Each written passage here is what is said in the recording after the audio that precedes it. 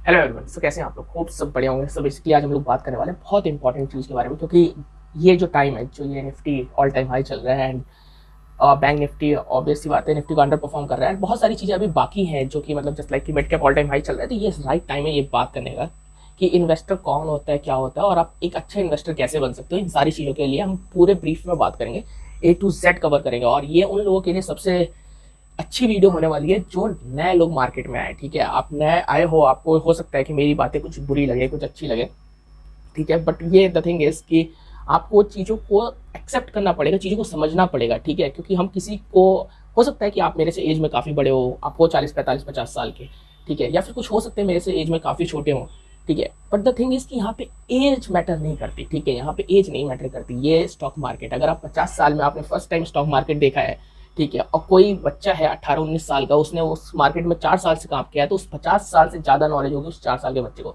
यहाँ पे एज नहीं, यहाँ पे एक्सपीरियंस मैटर करता है कि आपने वहाँ पे टाइम कितना बिताया है।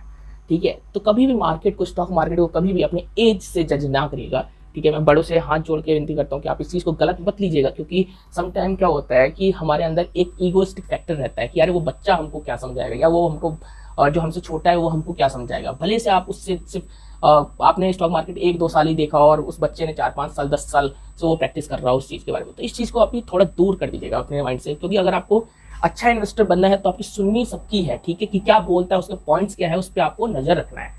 ठीक है, मैं अपने छोटों की बातें भी सुनता हूँ, मैं अपने बड़े की भी बातें सुनता हूँ, मैं हर चीज़ से देखता हूँ कि सबके पॉइंट ऑफ व्यू क्या चल रहा है। उससे पता है क्या मिलता है आपको, उससे आपको फ्यूचर का एक मॉडल दिखाई देता है कि एक बड़े लोग किस नज़रिए से क्या सोचते हैं और एक छोटे बच्चे जो होते हैं वो किस नज़रिए से सोचते हैं।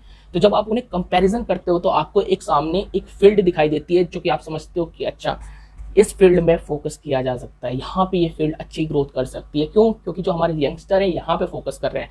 तो 90% यंगस्टर की मैच्योरिटी जो होती है सेम लेवल पे ही जाती है, बस 10% इधर से उधर डिफर करते हैं। ठीक है, तो चलिए हम लोग आज बात करने वाले कि इन्वेस्टर कैसे बना जा सकता है। तो आपको देखिए, इन्वेस्टर बनने के लिए मैं सिर्फ आपसे 4 पॉइंट को अवॉइड करने के लिए कहूँगा, या आप अपने दिमाग में बैठा लीजिए, इस 4 पॉइंट को अपने से दूर रखना है।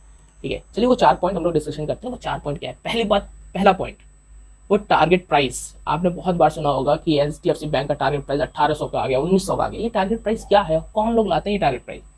अब ब्रोकरेज लाते हैं। ऑब्वियसली बात है कि ब्रोकरेज के हाथ में दिया जाता है टारगेट प्राइस। क्यों लाते हैं? ठीक है, और टारगेट प्राइस सबका सेम क्यों नहीं होता है, सबका अलग अलग क्यों होता है?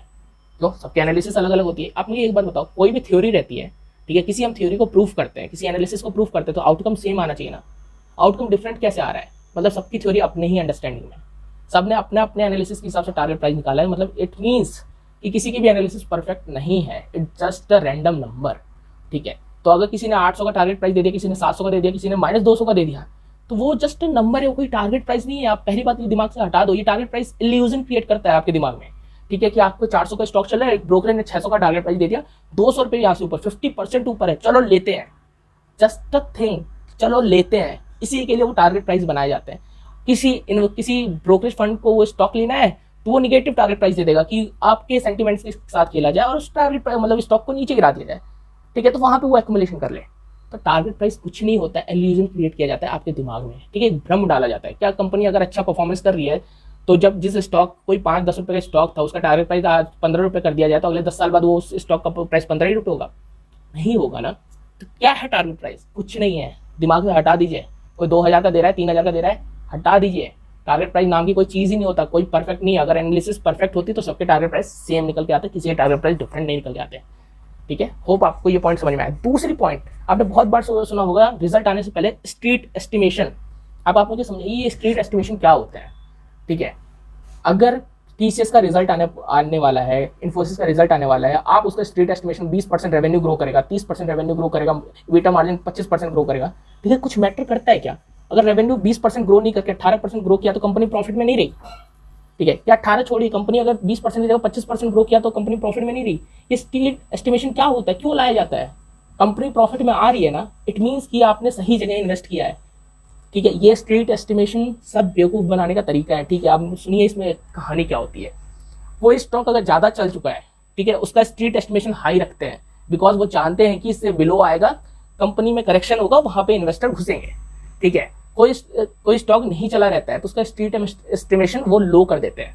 ठीक है, तो उससे अच्छा परफॉर्म करता है तो सेंटिमेंटल पॉजिटिव बिहेवियर आता है, तो स्टॉक भागता है क्योंकि उनके पास वो स्टॉक ऑलरेडी पड़ा रहता है। तो क्या हुआ? स्ट्रीट एस्टिमेशन का मतलब है ठीक है, सिर्फ आपको उल्लू बनाने का तरीका है। ठीक है, क्या यहाँ से थीसिस अगले 10-15 सालों में परफॉर्मेंस नहीं देगी?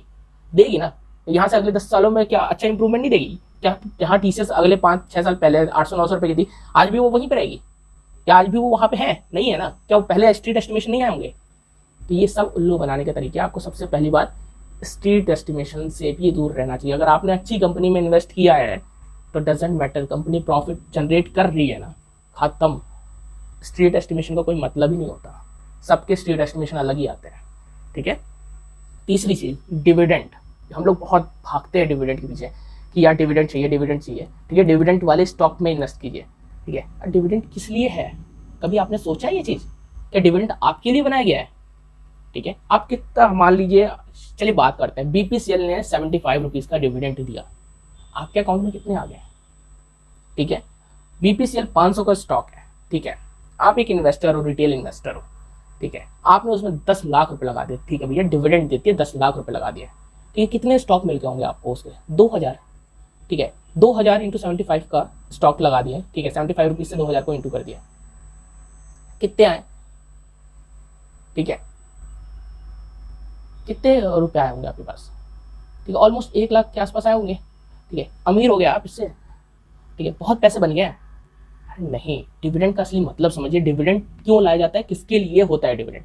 डिविडेंड कभी भी रिटेल इन्वेस्टर के लिए नहीं होता है। सबसे पहले ये चीज हटा दीजिए। क्यों? आपके पास किसी कंपनी के 10 शेयर हो सकते हैं, 500 शेयर हो सकते हैं, 1000 शेयर हो सकते हैं। आप उससे अमीर नहीं बन सकते, आप उससे वेल्थ क्रिएट नहीं कर सकते। आपको वेल्थ क्रिएट करनी है तो आपको कंपनी की ग्रोथ मैटर करती है, डिविडेंड नहीं। डिविडेंड किसके लिए होता है? डिविडेंड उनके लिए होता है जिनके पास इक्विटी होल्डिंग बहुत ज्यादा होती है। इट मीन्स कि डिविडेंड ऑलवेज जब आता है ना तो प्रमोटर्स के लिए आता है। आपको मालूम होगा पीएसयूज ज्यादा डिविडेंड देती है। क्यों देती है? क्योंकि उन्हें जीओआई मतलब गवर्नमेंट ऑफ इंडिया को वो पैसा जाता है। ठीक है, इससे फायदा किसका होता है? गवर्नमेंट का होता है। क्यों? उनके पास 10 करोड़ शेयर होंगे तो अगर उन्हें 75 रुपए का डिविडेंड मिलेगा तो उनके पास आप समझ सकते हो 700 समथिंग 750 करोड़ रुपए आएंगे उनके पास। पर आपके पास सिर्फ और सिर्फ 10,000 शेयर भी होंगे तो आपको कितना ही डिविडेंड आएगा? ठीक है, और उसके लिए आपने वेल्थ कितनी लगाई है?